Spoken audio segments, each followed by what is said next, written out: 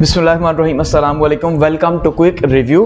और quick review में world affairs की सीरीज़ के अंदर आपका वेलकम है। और वर्ल्ड अफेयर्स में देखते हैं जी चेंजिंग वर्ल्ड ऑर्डर के अंदर जो है वो क्या नई डेवलपमेंट्स हो रही हैं और क्या जो है वो इस हफ्ते जो है वो ताज़ा तरीन ऐसा हुआ जो कि वर्ल्ड डायनेमिक्स के ऊपर जो है बहुत ज़्यादा गौर से और बहुत ज़्यादा कीनली जो है वो देखा जा रहा है इन डेवलपमेंट्स को। तो अब हम डिस्कस करेंगे जो प्यूटन साहब हैं, आपने देखा कि इन्होंने जो है नॉर्थ कोरिया का और वियतनाम का विजिट किया। तो ये जो दो विजिट है इनको हम जो है वो सम अप करने की कोशिश करेंगे और इनको एनालाइज करेंगे कि भाई इसके पीछे क्या छुपा हुआ है, क्यों जो है वो दुनिया इतना ज़्यादा परेशान हो रही है और ख़ास करके जो वेस्टर्न वर्ल्ड ऑर्डर है वो किस लिए परेशान है। इन दोनों को यानी कि रशिया को और नॉर्थ कोरिया को आपस में मिलते एक साथ आते देख के उनको क्या परेशानी जो है वो हो रही है। ठीक है, तो इसको सम अप करते हैं और साथ में देखते हैं कि प्यूटन साहब जो है वो वियतनाम का विजिट किया तो वहां वो क्या करने गए थे। हालांकि वियतनाम जो है वो रशियन ब्लॉक का उस तरह से हिस्सा नहीं है, बेसिकली वो आपको पता है कि वेस्ट को ज्यादा सपोर्ट करता है कहीं ना कहीं। तो इसको डिस्कस करते हैं और देखते हैं कि जो डेवलपमेंट्स हैं लास्ट वीक की जो ईद के अंदर गुजर गया, तो इस ईद के अंदर जो वीक गुजरा है इसकी डेवलपमेंट्स क्या हैं और उसमें देखते हैं कि किस तरह से अब ये वर्ल्ड ऑर्डर जो है उसको किस तरह से अफेक्ट करेगा। अब सबसे पहले आगे बढ़ने से पहले आपने यहाँ पे मैप को समझना है ताकि आपको समझने में थोड़ा सा आसानी हो कि भाई रशिया कहाँ पे है, नॉर्थ कोरिया कहाँ पे है, वियतनाम कहाँ पे है, ताकि आपको इस वर्ल्ड को और इस जियो इकोनॉमिक ऑर्डर को जो है समझने में या जियो स्ट्रेटेजिक ऑर्डर को समझने में आसानी हो। देखिए ये है हमारे पास चाइना, ठीक है, उसके बाद ये हमारे पास है रशिया।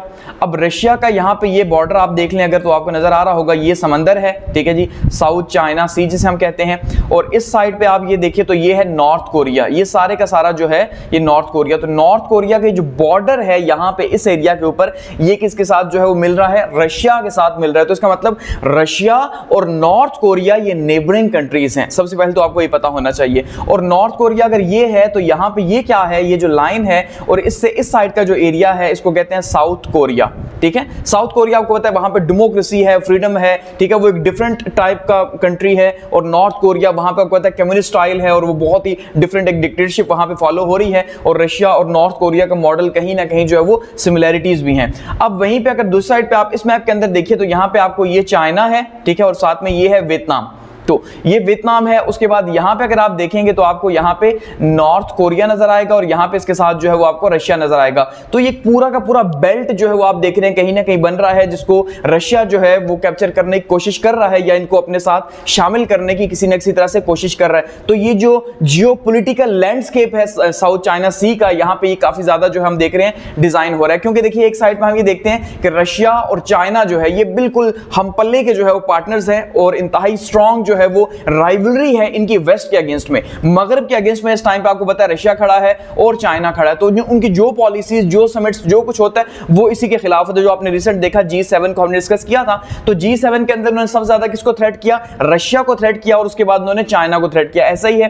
तो अब रशिया और चाइना तो एक ब्लॉक में है, लेकिन साथ में अगर नॉर्थ कोरिया भी जो है अब जो अभी पैक्ट साइन हुआ है, जो अभी हम जिसको एनालाइज करेंगे, तो इसका मतलब ये भी साथ में शामिल हो रहा है। और साथ में अगर हम देखते हैं वियतनाम भी जो है वो इन फ्यूचर अगर इस तरह से शामिल होता है तो क्या यहाँ पे जो है वो लैंडस्केप बनेगी और किस तरह से। तो फिलहाल ये ट्राइका तो है ही है, चाइना का, रशिया का और नॉर्थ कोरिया का। और किसी ना किसी तरह से ये यहाँ पे तीनों के अंदर ही डिक्टेटरशिप मौजूद है किसी टाइप की। जैसे चाइना के अंदर हम ये कहते हैं वन पार्टी डिक्टेटरशिप है, इसी तरह से रशिया के अंदर जो है प्यूटन साहब की डिक्टेटरशिप है रशियन फेडरेशन में, और नॉर्थ कोरिया के अंदर किंग जोंग साहब जो है वो आपको पता है पावरफुल और वहां पे सारा मीडिया ब्लैकआउट होता है। तो ये तीनों किसी तरह से साइकोलॉजिकली भी आपको नजर आएगा कि एक कंट्रीज हैं और ये यहाँ पे एलाइड शायद इस साइड पे बन रहे हैं और दूसरी साइड पे शायद ट्राइका बने, जो हमने देखा लास्ट टाइम जो है वो किस तरह से वर्ल्ड वॉर्स हुई हैं। तो यहाँ पे देखते हैं कि किस तरह से हो रहा है। और ऑलरेडी प्यूटन साहब ये कह रहे हैं कि भाई हम जो है वर्ल्ड वॉर थर्ड के अंदर ही रह रहे हैं, वो ये स्टेटमेंट दे चुके हैं इस रिसेंट वीक के अंदर।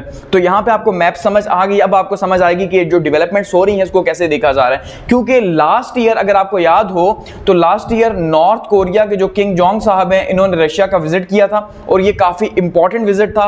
और उसमें कहा जा रहा था कि अब क्योंकि उन्होंने दावत दी थी रशिया को, प्यूटन साहब को, कि भाई वो वापस आए। तो आपको पता है रशिया के अंदर रिसेंट अभी इलेक्शंस हुए और उन इलेक्शंस के नतीजे के तौर पे क्या हुआ जी, प्यूटन साहब दोबारा से री इलेक्ट होकर आ गए रशिया के अंदर। तो री इलेक्ट होने के बाद उन्होंने चाइना का टूर किया, उसके बाद नॉर्थ कोरिया, वियतनाम। तो अब कहा यह जा रहा था वेस्ट की तरफ से कि भाई ये टाइम आइसोलेशन का है, हम रशिया को आइसोलेट करेंगे, लेकिन यहां पे हमें कुछ और ही कहानी जो है वो देखने को मिल रही है। तो इसको देखते हैं, ठीक है। अब यहाँ पे आप देख लें इनकी बॉडी लैंग्वेज दोनों की। अब एक साइड पे वेस्ट है, वेस्ट के आपको लीडर्स जो G7 के अंदर नजर आए, जो कि आपको बिल्कुल भी फिट नजर नहीं आएंगे। इवन एक वीडियो भी आपने देखा वायरल हुई है जो बाइडेन साहब जो हैं, जो बाइडेन जो हैं उनके ऊपर कि भाई वो किस तरह से शायद वो क्लोन हैं या वो मिसफिट हो चुके हैं, उनके हालात इस तरह से हैं। जो G7 समिट के अंदर उनकी कुछ वीडियोस वायरल हुई हैं जिसमें वो बिल्कुल जो है वो देखा जा रहा है कि भाई वो प्रेसिडेंसी के लिए कम से कम बिल्कुल फिट नहीं है, ठीक है, वो बिल्कुल ही जो है ना तने तनहा आइसोलेट हुए हुए। तो उसके मुकाबले में अगर आप इनकी जो है वो देखेंगे माशाल्लाह फिजिक को, तो आपको आइडिया हो जाएगा कि ये फिजिकली भी फिट है तो मेंटली भी ये दुनिया को थ्रेट देने के लिए जो है वो इस टाइम पे खड़े हुए हैं। तो ये एक पोस्चर है उनका। पुतिन इन नॉर्थ कोरिया सबसे पहले बात करते हैं तो ये वेडनेसडे को अगर हम बात करें तो उस दिन जो है ये गए हैं जी, लास्ट वेडनेसडे जो है ये नॉर्थ कोरिया का इनका ट्रिप था। और यहाँ पे इससे पहले जो है अगर हम ये देखते हैं तो जो किंग जोंग साहब हैं वो रशिया गए थे, ठीक है, और उसके अगेंस्ट में जो है यहाँ पे फिर ये इन्होंने विजिट किया। उनका विजिट कब था जी? सितंबर 2023 के अंदर। तो उस विजिट के अगेंस्ट में जहां पे जो है आपने देखा कि विजिट है और जिसके बदले में यहां पे अब ये आए हैं, तो उस टाइम पे भी लास्ट ईयर भी जब इनकी बातचीत हुई थी तो बेसिकली जो बातचीत जिसके गिर्द घूम रही थी अगर हम उसको थोड़ा सा देखते हैं, ठीक है जी, तो सबसे पहले अगर हम एनालाइज करते हैं तो ये सारी की सारी जो इनकी बातचीत है, क्योंकि देखिए अब जो अगर नॉर्थ कोरिया है तो नॉर्थ कोरिया किस टाइप का कंट्री अगर आप देखेंगे तो अल्टीमेटली नॉर्थ कोरिया एक डिक्टेटरशिप है। तो डिक्टेटरशिप किसके ऊपर खड़ी होती है? डिक्टेटरशिप किसके ऊपर? फोर्स के ऊपर, ताकत के ऊपर खड़ी होती है। ऐसे ही है, तो वहां पे डेमोक्रेसी नहीं होगी, वो डेमोक्रेसी के अपोजिट होगा डिक्टेटरशिप, तो वो ताकत के ऊपर खड़ी हुई आपको देखने को मिलेगी। वहीं पे अगर आप रशिया की बात करेंगे तो रशिया भी आपको ऐसा ही देखने को मिलेगा कि रशिया के अंदर भी डिक्टेटरशिप है, वो भी ताकत के बलबूते पे जो है वो खड़ा हुआ है। तो दोनों जो है वो एक्चुअली में अपनी मिलिट्री पावर जो है उसके बलबूते पे इस टाइम पे जो है वो रूल कर रहे हैं और इसको मैनेज करने की कोशिश कर रहे हैं, ठीक है, दुनिया को कंट्रोल करने की कोशिश कर रहे हैं अपनी ताकत, अपनी मिलिट्री, अपने वेपन्स के बलबूते पे। तो इसका मतलब इनकी जो सबसे बड़ी इंडस्ट्रीज हैं अगर आप देखेंगे तो एक्चुअली में जिसके ऊपर इनकी इकोनॉमी बेस करती है तो वो यही है, इनकी ताकत है या इनका असला है। तो लास्ट टाइम भी जो इनकी बातचीत हुई थी वो किसके ऊपर हुई थी? म्यूनिशंस के ऊपर हुई थी, मिसाइल्स के ऊपर हुई थी। आपने देखा कि जो नॉर्थ कोरिया है उसने मिसाइल्स वगैरह सप्लाई किए, इवन रशिया ने वो जो है वो आगे इस्तेमाल भी किए यूक्रेन वॉर के अंदर, ठीक है। और साउथ कोरिया की तरफ से ये इल्जाम लगाया गया था कि भाई जो नॉर्थ कोरिया है उसकी फैक्ट्रीज अब दिन रात काम कर रही हैं, वो फैक्ट्रीज जो आगे कभी बंद रहा करती थी अब वो दिन रात काम कर रही हैं। और क्यों काम कर रही हैं? क्योंकि वो रशिया को असला सप्लाई कर रही हैं, ठीक है। तो ये इल्जाम जो है वो लगाया गया था उनके ऊपर। तो ये एक लैंडमार्क समिट था जो लास्ट सितंबर के अंदर हुआ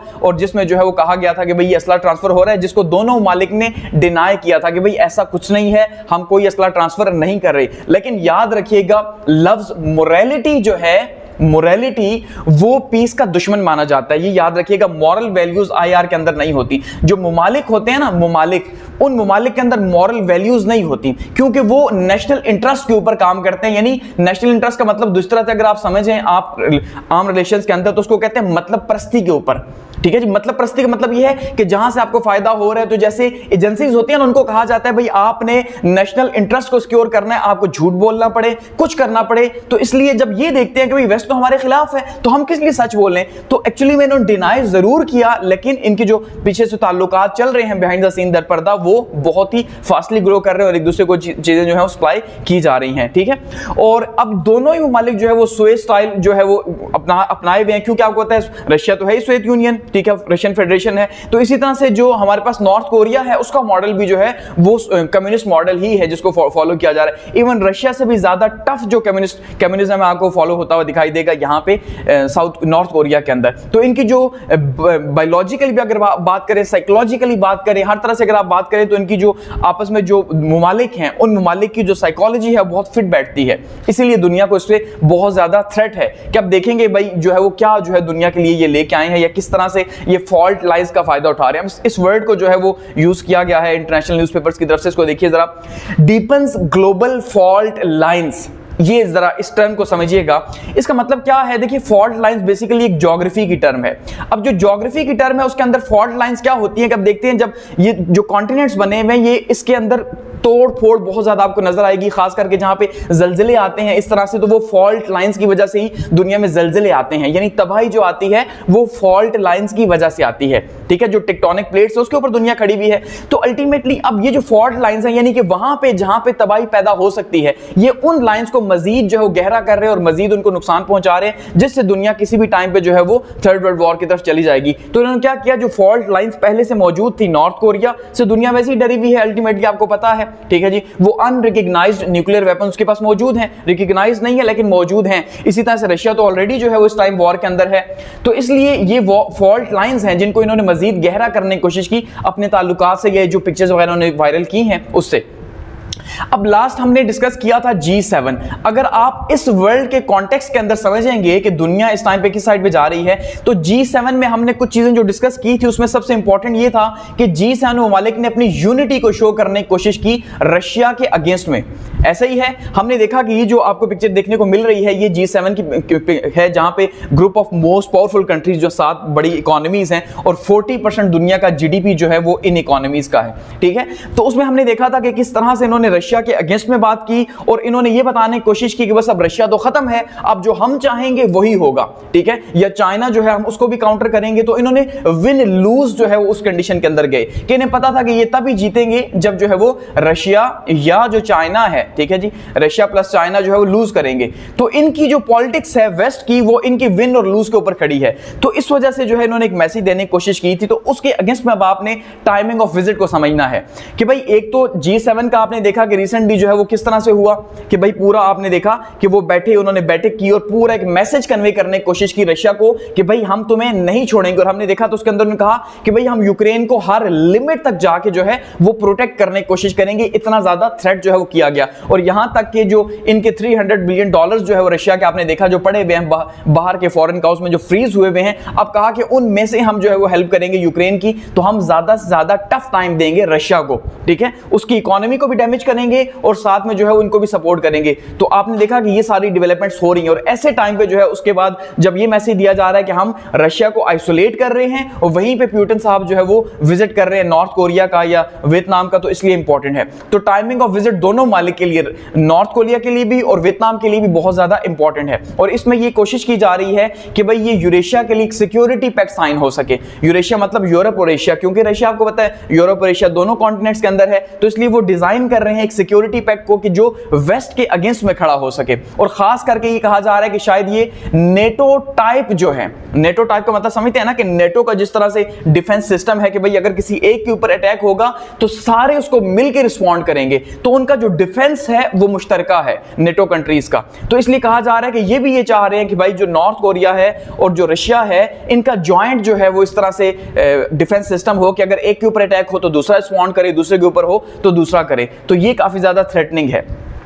तो इसलिए यहां पे अब ये कहा जा रहा है जो एक्सपर्ट्स हैं खास करके उनकी तरफ से, जैसे एडवर्ड हॉल का यहां पे जो है वो कहा जा रहा है भाई कि वो पॉलिटिकल साइंस के जो है वो काफी बड़े लेक्चर इन चीजों को काफी डीपली देखते हैं। तो उन्होंने कहा कि भाई ये काफी ज्यादा कंसर्निंग और अलार्मिंग है यूनाइटेड स्टेट्स के लिए और वेस्ट के लिए कि किस तरह से ये दो मालिक जो सेम आइडियोलॉजीज रखते हैं वो करीब आ रहे हैं। हालांकि अगर आप देखेंगे तो वेस्ट भी सेम आइडियोलॉजी रखता है और वो भी करीब बैठे हुए हैं। ये जितने कंट्रीज हैं ये सारे के सारे कैपिटलिस्ट कंट्रीज हैं यहाँ पे जो आपको G7 देखने को मिल रहा है, ठीक है। तो ये कैपिटलिस्ट कंट्रीज हैं तो उनके अब्बू जी जाहिर बात है अमेरिका है, तो जो कम्युनिस्ट कंट्रीज हैं उनके अब्बू जी किसी न किसी तरह से रशिया हैं, ठीक है। तो दोनों ही अपनी जो है वो एक जैसी साइकोलॉजीज की तरफ ही जा रहे हैं। तो इसलिए जो टाइमिंग है वो काफी ज्यादा इंपॉर्टेंट है। एक तो G7 का समिट हुआ, ऊपर से जो पीस समिट हुआ, ठीक है जी, जो स्विट्जरलैंड के अंदर जो है वो पीस समिट हुआ था, आपने देखा 15 तारीख को, तो उसके अंदर 15 जून की बात हो रही है। तो उसके अंदर भी जो है वो रशिया ने कहा था कि मैं नहीं जाऊंगा, बल्कि उन्होंने अपनी कुछ टर्म्स बता दी थी कि भाई ये टर्म्स हैं, अगर आप इन टर्म्स को मानेंगे तो हम पीस का हिस्सा बनेंगे, अदरवाइज हम नहीं बनेंगे। तो उन्होंने उसे भी अटेंड नहीं किया।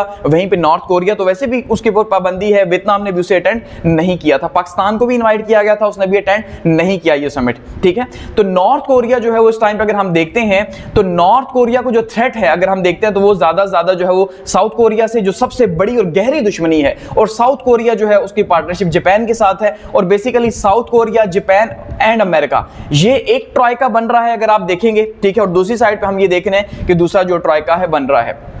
अब ये जो है मिसाइल सिस्टम है इसका नॉर्थ कोरिया का, जो आप देख रहे हैं सामने आपको पिक्चर देखने को मिल रही है। अब अगर हम देखते हैं what do Russia and north Korea want from each other, कि ये एक दूसरे से चाहते क्या हैं भाई, तो जाहिर बात है ये जैसे मैंने कहा कि एक विन विन सिचुएशन है। विन विन का मतलब क्या होता है, विन विन का मतलब है जब दोनों तरफ से जीत हो रही हो, यानी अगर रशिया जो है उसको फायदा हासिल हो रहा है नॉर्थ कोरिया से, ठीक है, तो नॉर्थ कोरिया भी उसके अगेंस्ट में जो है वो फायदा हासिल कर रहा है रशिया से, तो दोनों ही जो है वो एक दूसरे के ऊपर जो है वो डिपेंडेंट और इंटरडिपेंडेंसी हम देख रहे हैं दोनों की, तो दोनों को फायदा हो रहा है, ठीक है। और खास करके लास्ट जो सितंबर की बात की जाती है कि जो समिट हुआ था तो उसके अंदर ये कहा जाता है कि भाई जो नॉर्थ कोरिया के जो किंग हैं, ठीक है, किंग जोंग जो हैं, वो उन्होंने पूरी रेल भर के वो असले की लेके गए थे अपने साथ, ठीक है जी, फुल, और वो काफी इंपॉर्टेंट समिट था, और उसके अंदर जो है उसके बाद उन्होंने असला देना सप्लाई कर दिया रशिया को, और यूक्रेन के अंदर जो कि इस्तेमाल हो रहा है, ठीक है। तो इसका मतलब यह है कि रशिया को इस टाइम पे क्या चाहिए, अगर आप देखेंगे तो अल्टीमेटली रशिया को एक तो सपोर्ट चाहिए, सबसे पहली चीज ये है, ठीक है जी, उसको सपोर्ट चाहिए। दूसरा रशिया को क्या चाहिए, रशिया को चाहिए असला, ऐसा ही ना, आर्सेनल्स चाहिए वॉर में लड़ने के लिए।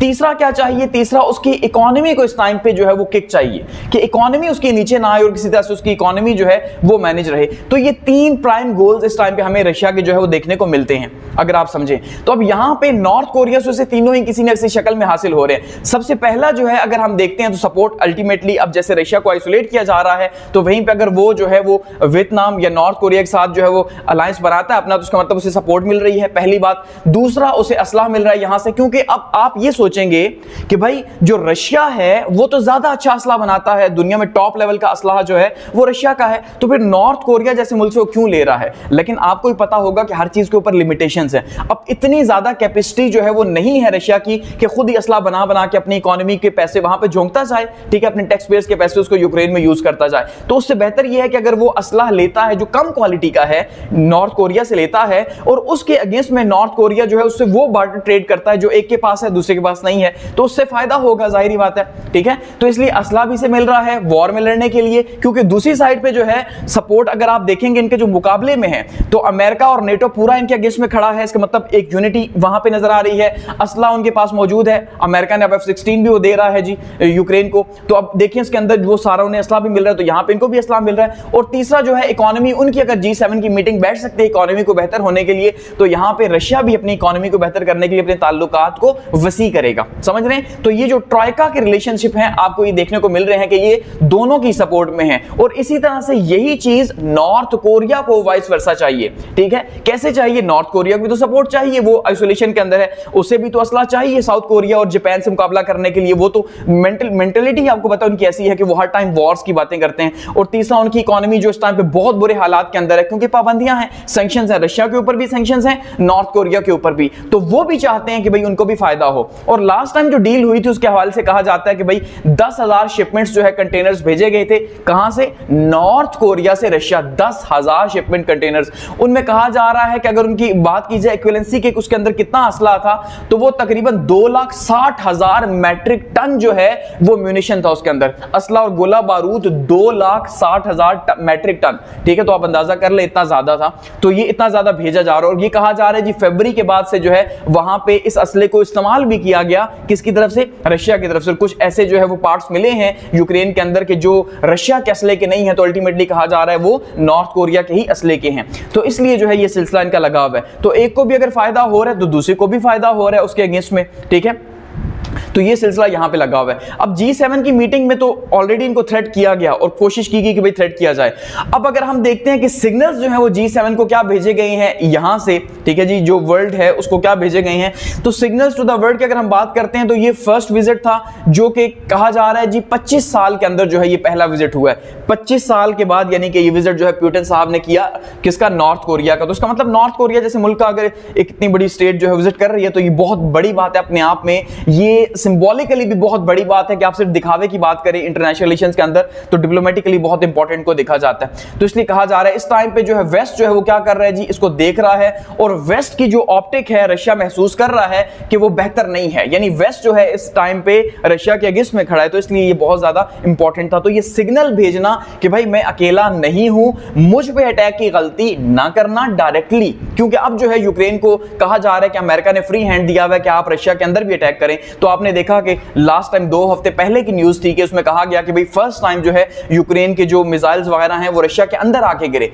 इससे पहले रशिया के अंदर नहीं आके गिरे थे, वो जो डिस्प्यूटेड टेरिटरी थी वहां पे थे, समझ रहे हैं ना। तो इसलिए अब रशिया के अंदर आके गिरने का मतलब ये है कि रशिया जो है पूरे नेटो एलाइज के खिलाफ फिर वॉर करे और उनके भी जो है वो फ्रांस के ऊपर, जर्मनी के ऊपर, ठीक है, ऑस्ट्रेलिया के ऊपर, हर मुल्क के ऊपर अटैक करे। फिर वो उसका मतलब ये अमेरिका के ऊपर अटैक करे। तो इसलिए ये कहा जा रहा है कि अब उसको थोड़ा सा फ्री हैंड दिया गया है। किसको? यूक्रेन को, कि आप रशिया के ऊपर अटैक करें। तो इसलिए ये सिग्नल भेजना जरूरी था, ठीक है जी। तो ग्लोबल गैदरिंग जो थी उसके अगेंस्ट में ये एक किस्म का जो है वो कहा जा रहा है कि भाई ये सिग्नल भेजना जरूरी था इस टाइम पे इन्वेजन को लेके। और जो इंक्रीज की जा रही थी हॉस्टिलिटी खास करके, या रशिया को आइसोलेट करने की बात की जा रही थी, तो उसके लिए भी सिग्नल भेजना जरूरी था कि भाई हम अकेले नहीं हैं। अगर आप समझते हैं कि हम अकेले हैं तो ये आपकी जो है वो गलती है। तो बेसिकली ये कंप्रिहेंसिव स्ट्रेटेजिक पार्टनरशिप एक्ट जो है वो यहाँ पे पैक्ट जो है साइन हुआ है। अब ये जो पैक्ट साइन हुआ ये इसके हवाले से काफी ज्यादा कंसर्न्स है। अब ये पैक्ट क्या है? इन दोनों लीडर्स ने जो है ये फैसला किया है, जैसे मैंने कहा कि जो नेटो टाइप जो डिफेंस है उसके की तर्ज का इन्होंने एक पैक्ट साइन किया। उस पैक्ट के अंदर उन्होंने ये बात कही है कि भाई अगर दोनों मालिक से किसी को भी थ्रेट होगा, यानी रशिया के ऊपर अगर कोई भी मुल्क अटैक करेगा डायरेक्टली, तो जो नॉर्थ कोरिया है वो क्या करेगा? उसके साथ मिलकर, रशिया के साथ मिलकर रिस्पॉन्ड करेगा। इसी तरह से अगर नॉर्थ कोरिया छोटी स्टेट है उसके ऊपर भी अगर कोई अटैक करेगा, साउथ कोरिया या जापान करेगा, तो ये उसे आगे से रिस्पॉन्ड करेगा। ये बहुत खतरनाक है और इसको जो वेस्टर्न जो थिंक टैंक्स है बहुत ज्यादा जो है वो देख रहे हैं और उसके ऊपर डिस्कस कर रहे हैं कि यार अगर इसको फ्यूचर के अंदर कहा जा रहा है कि शायद इसको चेंज किया जाए, क्योंकि इस पैक्ट के अंदर कहा जा रहा है कि नेटो की आर्टिकल 5 की जो क्लॉज है उसकी सिमिलरिटी यहां पे डाली गई है कि भाई कोई भी अगर जो है वो एग्रेशन दिखाएगा किसी एक स्टेट के खिलाफ तो दूसरा आगे से उसको रिस्पॉन्ड करेगा और मिल के जो है एक मुश्तरका फ्रंट बनाया जाएगा। तो ये बहुत ज्यादा थ्रेटनिंग है वर्ल्ड के लिए कि भाई अगर किसी टाइम पे भी आप अगर नॉर्थ कोरिया को जो है काउंटर करने की कोशिश करते हैं तो रशिया पीछे खड़ा है, रशिया काउंटर करने की कोशिश करते हैं तो नॉर्थ कोरिया खड़ा है। और दोनों ही आपको पता है दोनों लीडर्स जो हैं वो किस टाइप की मेंटालिटी रखते हैं, दोनों ही आधे से ज्यादा साइको हैं, दुनिया यही मानती है, ठीक है। तो बेसिकली अगर हम ये देखें तो ये एक काफी ज्यादा डिस्ट्रक्टिव जो है वो अलायंस बना है, काफी तबाहकुन किस्म का बना है, क्योंकि इकोनॉमी की जो सपोर्ट है वो तो इन्हें मिलेगी चाइना से, क्योंकि रशिया को चाइना से मिल रही है, जाहिर बात है।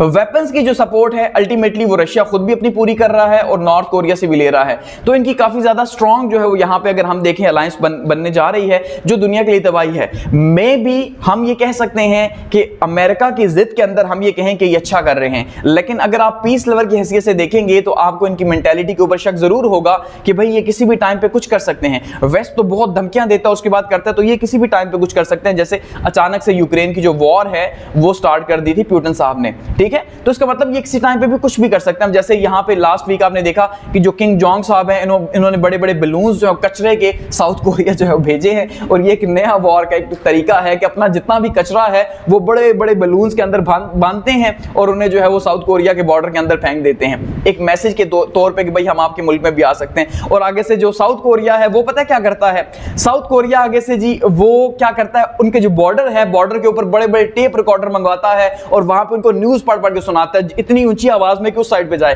क्योंकि जो नॉर्थ कोरिया वहां पे न्यूज के ऊपर इंडिपेंडेंट जो न्यूज चैनल्स हैं उनके ऊपर पाबंदी है, उन्हें कुछ नहीं पता बाहर की दुनिया में क्या हो रहा है। तो वो जानबूझ के और ऊंचा वॉल्यूम करके सुनाता है कि भाई देखो ये हो गया, दुनिया आजाद हो गई, दुनिया 4G पे चली गई, चांद पे पहुंच गई और तुम लोगों के पास कुछ भी खाने को नहीं है। तो दोनों ही एक दूसरे को जो है वो अजीब ही जो है ना, क्योंकि पीछे से बेसिकली इनके जो आप बात कर ले आबा अजदाद सेम ही थे।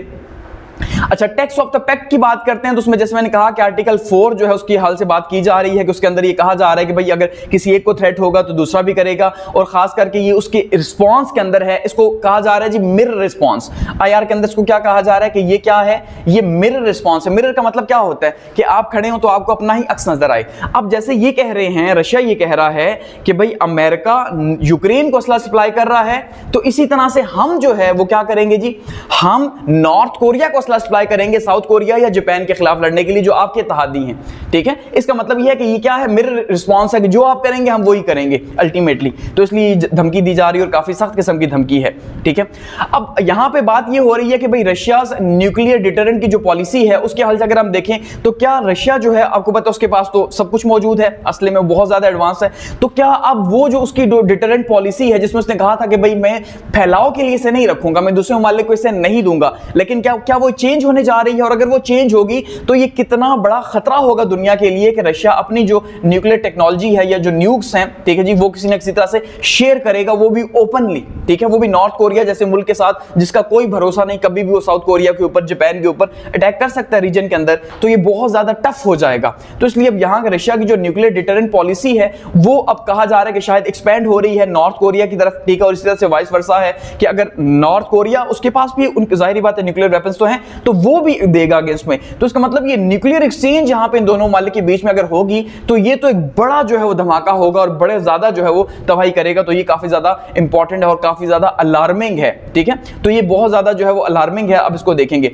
अब UN sanctions on both countries, अब एक्चुअली में दोनों मालिक के ऊपर ही, जैसे मैंने कहा कि भाई पाबंदियां लगी हुई हैं यूनाइटेड नेशंस की तरफ से, अक़वाम मुत्तहिदा ने आपको पता है पाबंदियां लगाई हुई है, एक मुल्क के ऊपर भी दूसरे के ऊपर भी। तो इसका मतलब ये है कि ये अपनी जरूरियात बाहर से तो पूरी कर नहीं सकते, तो ये ज्यादा से ज्यादा कोशिश करेंगे एक दूसरे के पास आने की और ज्यादा से ज्यादा एक दूसरे को फायदा देने की कोशिश करेंगे, जिससे जो है एक दूसरे की, यानी कि अमेरिका की जिद के अंदर या वेस्टर्न ब्लॉक की जिद के अंदर, ठीक है, ये क्या करेंगे, ये एक दूसरे को मजीद पावरफुल करेंगे। तो उससे दुनिया में मजीद जो है वो क्या होगा, अल्टीमेटली मजीद असलाह पैदा होगा, मजीद तबाही आएगी, और किसी भी टाइम पे चंगारी एक पैदा होगी नफरत के अंदर, पूरी दुनिया जो है वो तबाह हो जाएगी। तो फिर यहां पे जो है वो जैसे कहते हैं कि बैलों की लड़ाई में गेहूं ही पिसेगी, तो अल्टीमेटली जो पाकिस्तान, इंडिया जैसे ममालिक या जो third world, second world countries हैं, वो फिर यहां पे जो है कुचले जाएंगे, कोई किसके साथ अलायंस में, कोई किसके साथ अलायंस में चला जाएगा, और वही आपको किससे कहानियां वर्ल्ड वॉर फर्स्ट के, वर्ल्ड वॉर सेकंड के देखने को मिलेंगे यहां पे। क्योंकि उस टाइम पे भी आप देखें अगर, तो जर्मनी को ब्लेम किया जाता है कि जर्मनी के अंदर हिटलर था, तो हिटलर की वजह से जो है वर्ल्ड वॉर अगर सेकंड हम देखते हैं इतनी तबाही हुई। तो बेसिकली अगर हिटलर को देखते हैं तो उसकी एक मेंटालिटी थी, एक साइकोलॉजी थी, वही आपको यहां पे प्यूटिन साहब को देखने को मिल रही है। कहा जा रहा है या अगर प्यूटिन साहब में नहीं भी है तो अल्टीमेटली नॉर्थ कोरिया के किंग जोंग साहब के पास तो है ही है उनकी उस तरह की मेंटालिटी। तो ये कभी भी इनका मिजाज जो है वो गर्म होगा तो साउथ कोरिया के ऊपर अटैक, साउथ कोरिया के अलायंस है जापान के साथ, वो आगे से रिस्पॉन्ड करेगी, ठीक है, जापान की अलायंस है अमेरिका के साथ, वो रिस्पॉन्ड करेगी, फिर अमेरिका के साथ है तो फिर जाहिर बात है इनकी अब रशिया के साथ हो गई है अलायंस, तो आगे से रशिया साथ में शामिल हो जाएगा, तो ये फिर से वही जो है वो गेम स्टार्ट हो जाएगी वर्ल्ड वॉर थर्ड की, और तबाही आ जाएगी, ठीक है। तो ये काफी ज्यादा जो है वो कहा जा रहा है तबाही करेगा अगर ये इस तरह से जो है चलता है। तो बेसिकली दोनों एक दूसरे को फायदा देने की कोशिश कर रहे हैं, रशिया भी और ये दोनों भी, क्योंकि इन दोनों के ऊपर पाबंदियां हैं और ये इन पाबंदियों का फायदा उठा रहे हैं। अब अगर सैंक्शंस की बात करते हैं नॉर्थ कोरिया के ऊपर क्या क्या है, तो सबसे पहले तो ये कोई भी आर्म या आर्म रिलेटेड मटेरियल जो है वो ना दे सकते हैं ना ले सकते हैं। दूसरा, इनके ऊपर बैन है कि भाई ये एक्सपोर्ट नहीं कर सकते एविएशन की या रॉकेट फ्यूल वगैरह की, नॉर्थ कोरिया कोई भी नहीं कर सकता, ठीक है। गोल्ड या प्रीशियस मेटल्स वगैरह की पाबंदी है, इनके ऊपर ना दे सकते हैं ना ले सकते हैं। बैन किया हुआ है इनके मिनरल्स को नॉर्थ कोरिया को, ठीक है जी, वो कोई भी नहीं दे सकता ना ले सकता सिवाय कोल को छोड़ के या आयरन वगैरह को छोड़ के जो बेसिक नीड्स हैं। इसी तरह से जो लग्जरी गुड्स हैं वो बैन है, तो इसलिए वहां पे लाइफस्टाइल बहुत सिंपल है नॉर्थ कोरिया के अंदर और बहुत डिफरेंट टाइप का लाइफस्टाइल है। रिस्ट्रिक्ट किया हुआ है फाइनेंशियल सपोर्ट को कि भाई कोई भी फाइनेंशियल सपोर्ट या ट्रेड नहीं करेगा नॉर्थ कोरिया के साथ, ठीक है, और इन्वेस्टमेंट्स जो है वो वहां पे नहीं हो सकेंगी। इसी तरह से जो एक्सपोर्ट्स वगैरह उनके ऊपर पाबंदी है, और खास करके जो ईयू है उसने काफी ज्यादा पाबंदियां जो है वो लगाई हुई हैं, और मजीद ईयू ने 2017 के अंदर जो है मजीद पाबंदियां लगाई थी, जिसके अंदर जो है वो ऑयल एक्सपोर्ट्स के हवाले से भी यहां पे इनको बैन किया गया। तो जाहिर बात है जब उनके ऊपर इतनी ज्यादा पाबंदियां लगी हुई हैं तो वो तो कुछ कर ही नहीं सकते, उनकी इकोनॉमी के हालात हमारे सामने शायद नहीं आ सकते उस तरह से, तो उनके तो बहुत बुरे हालात हैं। जैसे हम ईरान को कहते हैं उसके बुरे हालात है, तो अल्टीमेटली उनके बुरे हालात है, इससे भी ज्यादा बुरे हालात है, तो इसलिए उनको तो फायदा है, मुकम्मल तौर पे जो है फायदा है उनको। अब मॉस्को स्ट्रेटजीज की बात करते हैं, जो इंटरनेशनल एक्सपर्ट्स कह रहे हैं, यानी कि जो रूस है उसकी स्ट्रेटजी क्या है, तो ये कहा जा रहा है कि शायद रशिया को इस बात का थ्रेट है। अकेले में आप वैसे ही डरेंगे, तो G7 कंट्रीज का एक मैसेज जो है, एक स्ट्रॉन्ग मैसेज था, या नेटो पूरा एक ब्लॉक है और पूरे ब्लॉक के मुकाबले में एक अकेला कंट्री कभी भी इतना ताकतवर नहीं होता, तो इसलिए कहा जा रहा है कि रशिया को इस बात का थ्रेट है कि भाई उसकी जो न्यूक्लियर जो सबर रेटलिंग है, सबर रेटलिंग का मतलब होता है जो मुकाबला, यानी एक साइड से आपको थप्पड़ मारा जाए तो आप भी थप्पड़ मारने के काबिल हो, ठीक है, अगले के पास गन है तो आपके पास भी हो, तो जो न्यूक्लियर सबर रेटलिंग है वो अब उसकी कम है, वो नॉट इनफ है नेटो का मुकाबला करने के लिए, ठीक है। तो इसलिए अब उसे जो है साथ में अपने इत्तेहादी शामिल करने पड़ रहे हैं ताकि वो मुकाबला कर सके, समझ रहे हैं। तो इसलिए जो है वो अपनी स्ट्रेटेजी के तौर पे यूज कर रहे हैं इन पार्टनर्स को, और ताकि जो है वो इस तरह से आगे मजीद लेके जा सके और अपने पार्टनर्स को बढ़ाता जाए। अब जैसे वो वियतनाम तक पहुंच गया तो मजीद वो आगे कैसे जाएगा, कैसे इसको आगे लेके जाएगा, तो बैलेंस करने की कोशिश कर रहा है।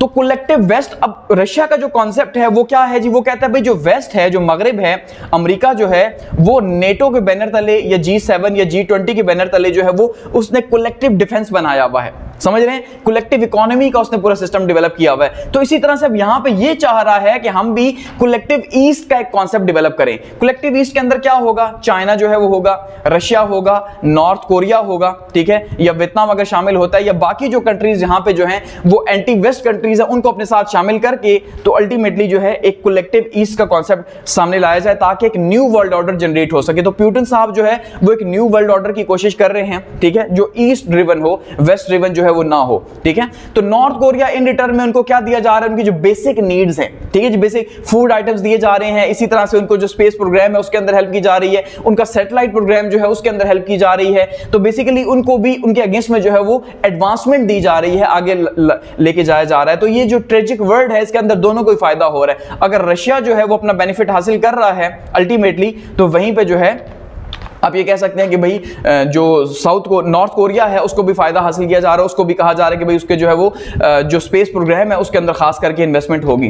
तो अब जो वेस्ट ऑर्डर की जो डिक्टेटरशिप है इसको इन्होंने नाम दिया हुआ जी न्यू कॉलोनियलिस्ट डिक्टेटरशिप। ये नाम किसने दिया, ये पुतिन साहब ने दिया। तो पुतिन साहब ये कहते हैं कि जो अब अमेरिका है जो ये चाहता है कि न्यू कॉलोनियलिस्ट डिक्टेटरशिप हो।